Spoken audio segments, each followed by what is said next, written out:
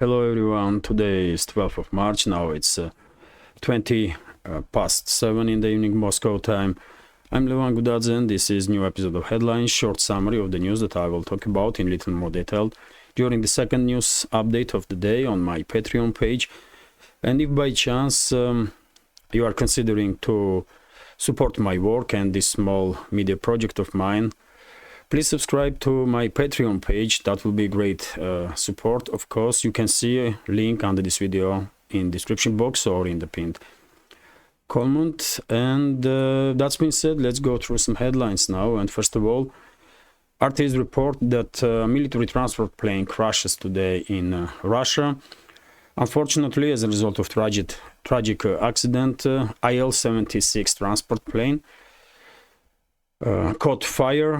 One of the engines, as you can see in this video, and emergency maneuvers and emergency descent. We believe a plane, according to eyewitnesses, by the way, plane disintegrated in the air. Tragic incident, of course.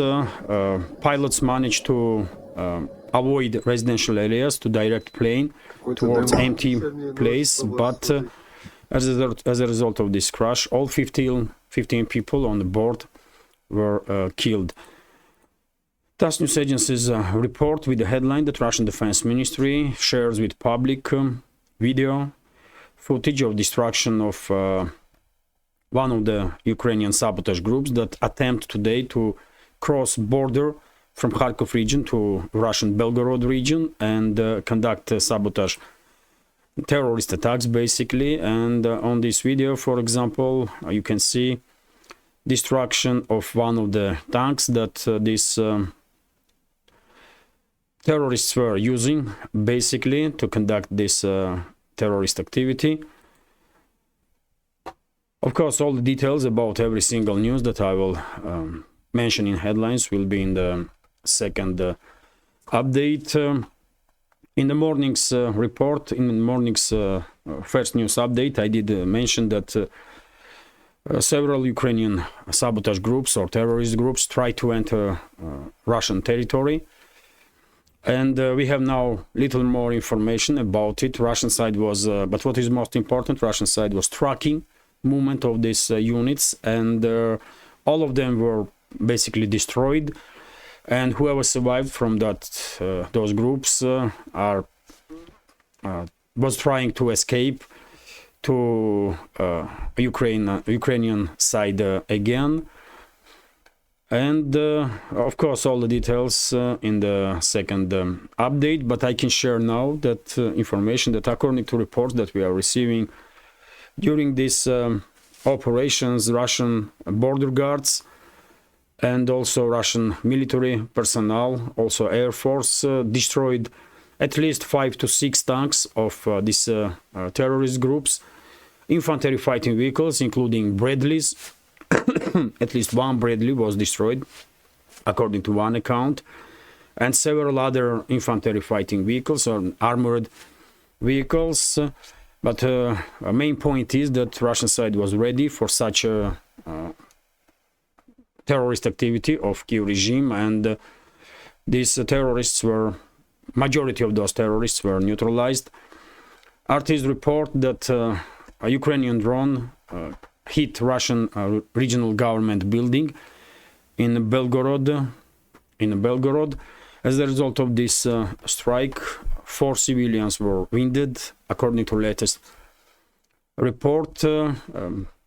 I mentioned in the first update today that during the night time, Kiev regime launched few dozen of drones to conduct strikes deep inside Russian territory. 25 was shut down. Several drones managed to hit some energo facilities, but during the day, Kiev regime was launching more and more drones towards Russian Federation. And even though Russian air defense systems managed to neutralize majority of these aerial targets, several drones did manage to anyway pass through to air defense systems, and one of them hit this administrative building. As you can see, building itself did not receive some significant damage, but unfortunately 4 civilians were wounded during this strike. TASS news agencies report that according to Reuters information, US plans to announce yet another military aid package for Kyiv regime, this time for 400 million US dollars. This is gonna be an announcement may be made today, by the way, by Washington about this military aid package.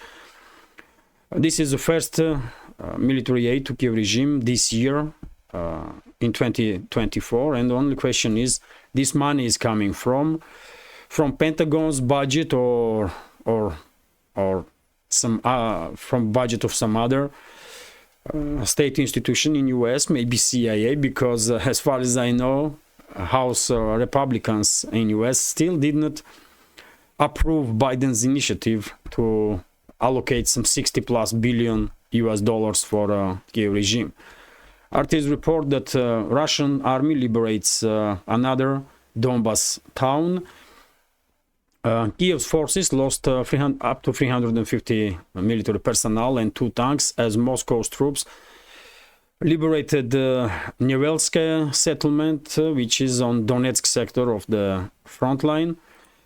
Russian progress of special military operation continues, and despite deployment of last reserves that Kyiv regime has towards line of contact, as we can see, Russian military personnel is successfully demilitarizing Kyiv regime and even liberating more and more territories.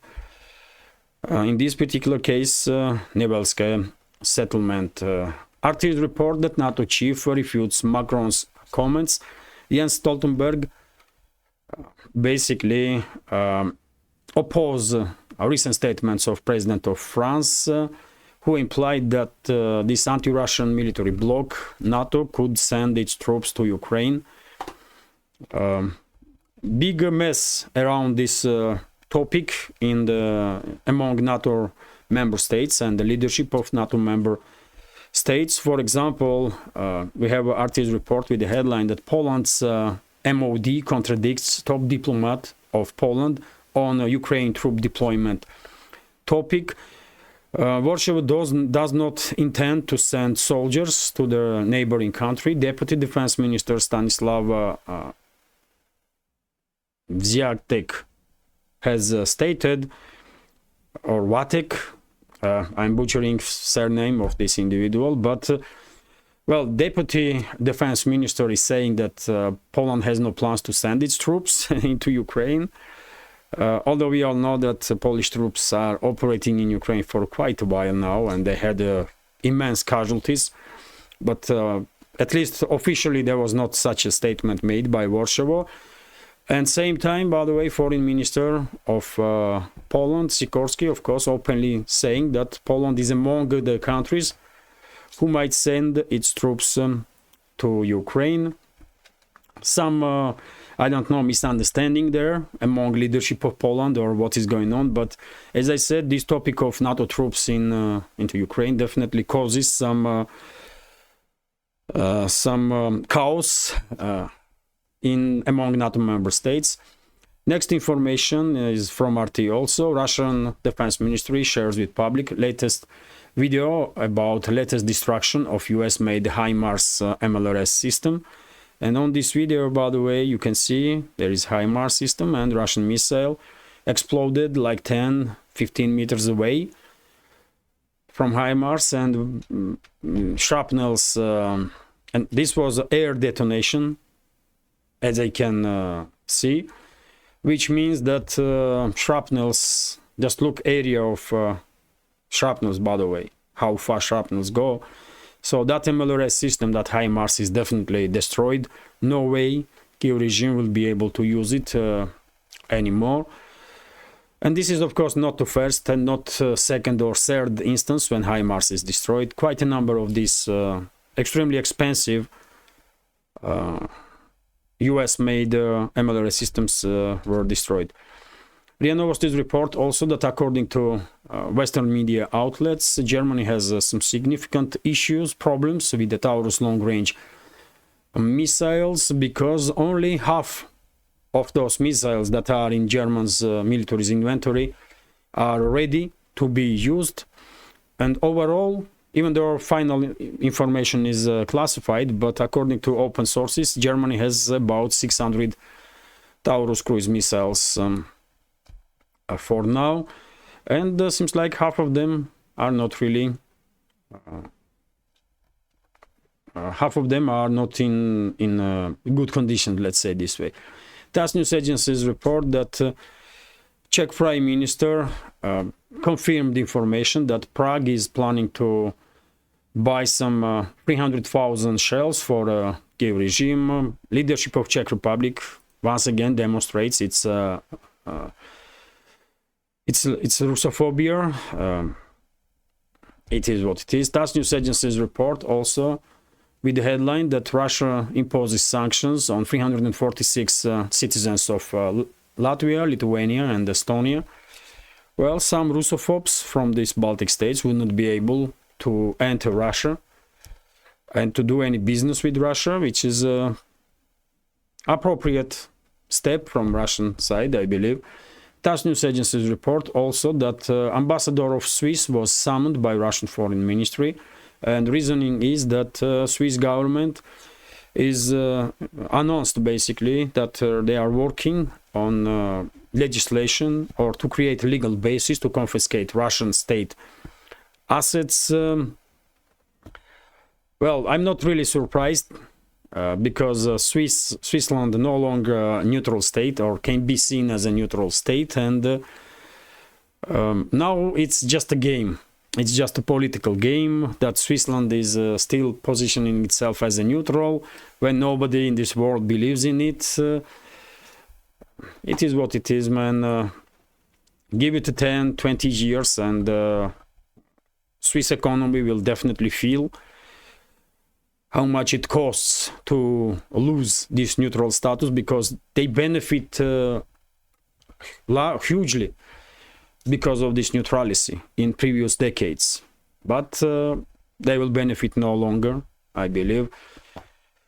But if Swiss society is okay with that, then it's their decision. I mean, it's their country, their decision, so good luck with that. RIA Novosti's report that, according to the decision of Yerevan, Armenian government, from 1st of August, Russian border guards not be allowed to conduct their duties in Yerevan's airport. This is, of course, first step from anti-Russian government of Armenia to repel Russian forces or to force out from Armenia Russian militaries that are based in Armenia. And, also no surprises. If it was up to me, I will remove Russian forces right now, and I would not wait before Pashinyan, Prime Minister of Armenia Pashinyan, and his associates will force Russia to withdraw its troops and then brag about that, look how tough they are, that they force Russian troops out. But let's see what reaction will be from Moscow on this development. RIA Novosti's report that according to sources of this news agency, excuse me, inauguration of elected president will take place on 7th of May this year.